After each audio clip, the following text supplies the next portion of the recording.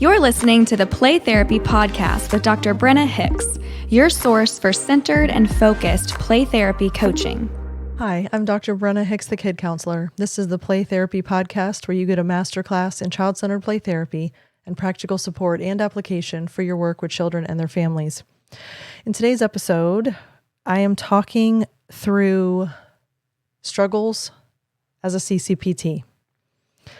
Not all struggles. I think that might be an eternal podcast, but a couple. And not particularly struggles to dwell on the struggles, but how struggles are actually the pathway toward mastery. I've had two conversations in the last week that really got me thinking about this, and I want to take time to share it. Also, on a personal note, my 97-year-old grandfather passed away on Saturday, and I've been reflecting on his life, and he passed away 5 years to the day after my grandmother did. And my grandma was my favorite person in the whole world, and both of my grandparents were the most incredible people. And so I've kind of been in a really pensive, reflective, grieving kind of mood the last few days. But I will say, since we're talking about struggles, one of the things that I keep coming back to every time I think about my grandfather, and then therefore my grandmother, they were married 72 years. And every time I think about them, and I was 39 when my grandmother died, I'm 44 when my grandfather died. And actually I was almost 40, and then I'll be 45 in a couple months. So almost 40 and 45 years of my life, I had grandparents, and I'm so grateful for that. And I'm grateful for how incredible they were. I'm grateful for the things that they taught me, the way that they poured into me, the way that they supported everything that I did. There's just story after story, moment after moment that just plays through my head. And I just keep saying, in the midst of me struggling with losing them, I'm so grateful. And I definitely feel content in the midst of the sadness. And so that got me thinking, well, isn't that kind of CCPT sometimes? Everything in my life ends up coming back to CCPT in some way, shape, or form, I think.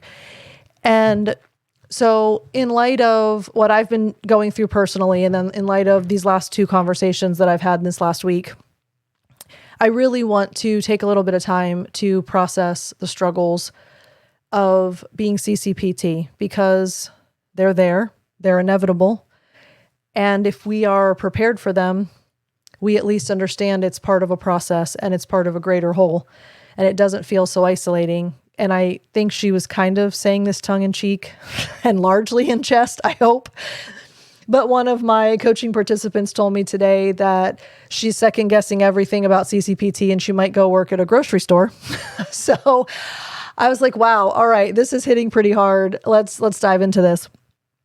And here's what I'm noticing, here's what I'm observing, and here's what I've been processing and concluding. Just like I've mentioned several times that self-actualization takes place within us as well. You can't help but become a better version of yourself, not only professionally, but also personally, when you are wholly CCPT. And we self-actualize alongside our kids. But then I realized every single one of us hits a wall with CCPT. I did. Every person I've ever trained has. Every clinician that emails me has either hit a wall, they're hitting a wall, or they're going to hit a wall. And I was on a discovery call this week, and someone said to me, I realized that I was going through the same phases that my kids do. And that kind of caught me off guard a smidge. And I said, I'm not sure I understand what you mean. And she said, well, I started in the initiation phase and I was all excited, and it was kind of our honeymoon, and everything was really positive and everything was really exciting. And I was just all in, and I was consumed, and it was amazing. And it was just everything I've ever wanted. And then I just kind of hit the bottom, and I was like, whoa, wait a minute. This is hard. This is frustrating. This is confusing. This is difficult. This is stressful. This is a lot. I don't feel. And she said, and I realized that it was resistance. I was resistant to trusting the process. I was resistant to giving in, to letting go. I was resistant to allowing the child to just do what the child needed. I was resistant to humbling myself enough to work through it. And I'm listening to this going, oh my gosh, this is every single one of our story. And I had never understood before. I made the connection with the self-actualization piece, thanks to some of my coaching participants that were mentioning how much they'd grown and changed. And I was like, oh, there's something here. But then thanks to this discovery call in this last week, I thought, oh my gosh, we all go through the phases just like our kids too. And it starts out dreamy and glorious and exciting and wonderful. And this is the right fit. And this is what I'm meant to do. And God gave me this calling and I have found my place and all of that. And then the bottom drops out when a kid refuses to come back to the playroom 5 sessions in a row, or parents pull the kid after 12 sessions because, quote, they don't see enough progress, or you get yelled at by the school because the kid is continuing to throw tantrums in the classroom and play therapy is obviously not working. And you feel like you're failing in the playroom and you don't have the execution of skills that you want. And you have to clean up 3 room wrecks in a week. And a kid dumps water on your head, or worse, sand on your head, or a kid throws up in your playroom, or they pee on your rug, and then you start to go, okay, nope, this is absolutely not what I signed up for. And I don't want to do this. And now I'm questioning everything about my life. And I thought this was it, but maybe this isn't it. And I just want to run for the hills right now. And just like with kids, that is a means to an end. Because just like with kids, resistance doesn't last forever. And the courage to stay the course emerges from the depths. And the courage to dive in and face it comes bubbling up. And all of a sudden, if you say, well, let's just keep at it, the work begins and change happens. And all of a sudden, there's growth and there's expansion and there's acquisition of new skills. And there's all the things that we watch with kids in their work phases. And as she was sharing this with me, I was just marveling at how CCPT is a parallel to so many other things in our lives.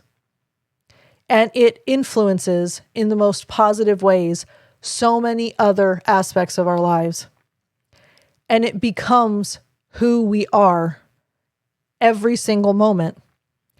And if you are in that place where you would say, okay, you know what? I think I'm in resistance phase.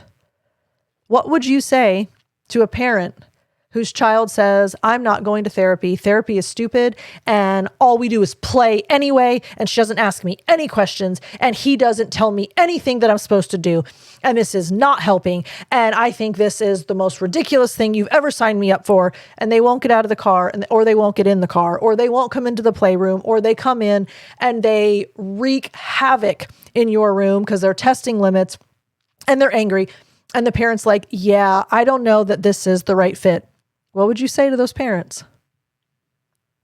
Thank you for screaming it at me. Trust the process. We have to trust the process too, y'all. You are in the throes of your own resistance if you feel like you are up against a wall and you feel like you have no idea what you are doing. And guess what? Kids hate resistance, so do we. Therapy creates a visceral reaction. Who wants to willingly and intentionally go through hardship and suffering with the promise of something getting better on the other side? Who signs up for that? Oh, I gotta tell you a fast story. So I get a massage every week. It used to be every other week, and that wasn't enough because CrossFit 6 days a week is hard on these bones and muscles. So I go every week on Wednesdays, and my son is the most immobile, inflexible, tight human. And that really is not ideally suited for being an athlete. And he's a fantastic athlete. So one of the things he's been working on for his baseball regimen is mobility, flexibility, conditioning, strength training, stretching, all kinds of stuff, because his ligaments and tendons are very tight. His muscles kind of tend to run tight, and he just doesn't have the mobility that he needs and wants to pitch.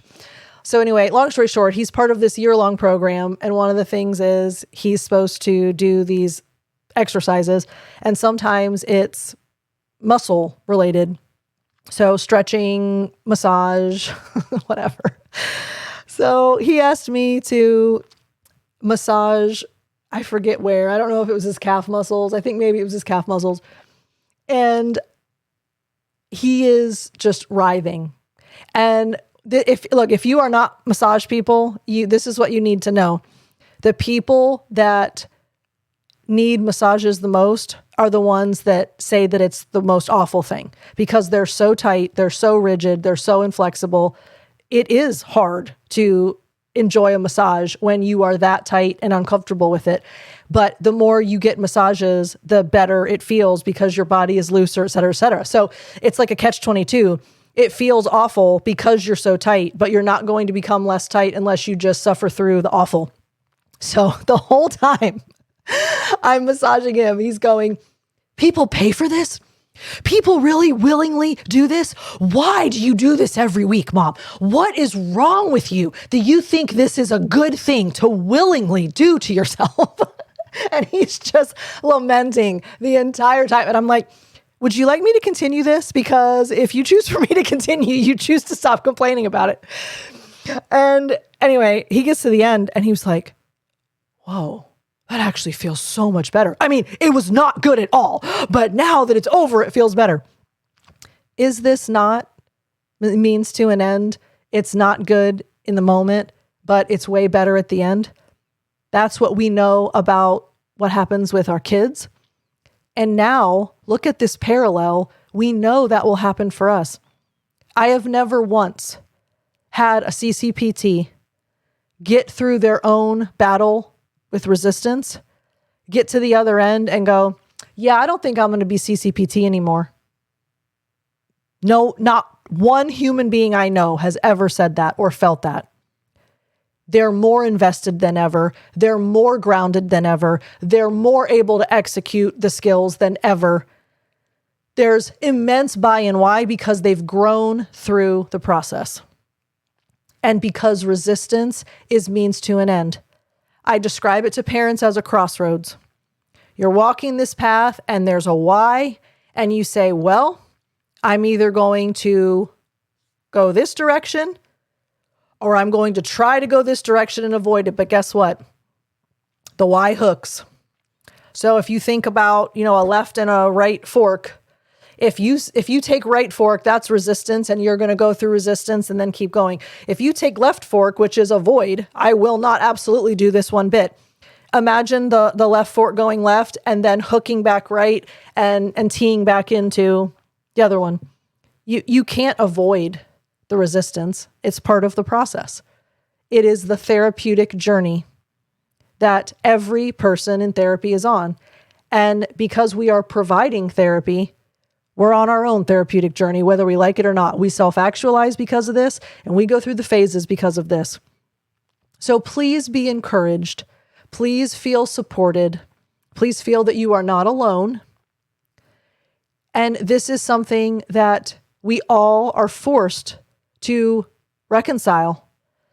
Resistance is never fun, but boy, is there such incredible outcome on the other side of that. We trust the process and we wait it out. You watch a kid. I watched a play session today. One of my coaching participants, I've seen her child multiple times. The first time that kid came into the playroom, he stayed in one place, barely spoke, barely moved, 50 minutes straight, rolled back and forth on a ball and stayed on a mat. Saw him today. He's throwing balls and he's playing this game where he has this thing where he can touch her and freeze her. And there's money and there's power, and the gems give you power over your powers. And it was the most active, engaged, exciting, playful, creative, narrative session. And I said to everyone on that call, you would never think that that kid that we watched would become this kid unless you're a child-centered play therapist. No one would ever understand the transformation, but we do. It's the same for us. We start in one version of ourselves and we end up a different version of ourselves. And there's phases along the way. There's self-actualization along the way. Don't be disheartened. Don't go work at a grocery store. Stay the course. You're going to go through initiation where you love it. You're going to go through resistance where you hate it. And then you're going to get into work and you are going to be so grateful for the things that you're experiencing and that you're witnessing as a part of this journey. And then at some point, a long time down the road, I pray, we're all going to realize that our time providing CCPT is over, and then we're going to go through the termination phase. But just like kids spend their longest bulk of time in work, so will we. We're in this for the long haul. We're not going to give up on CCPT. We're going to be doing this until we can't do it anymore, because that's who we are. There's just a little bit of obstacles and barriers in between when you get all excited about it and you dive in, and then you're like, ooh, this went way deeper than I thought it was going to. You have to do your own work to do this work. I can't overemphasize that enough. And your resistance is part of your own work. So stay the course, trust the process. You can do it. You will get there.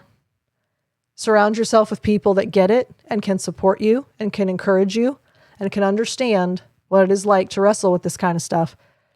Don't try to get sympathy from a directive play therapist.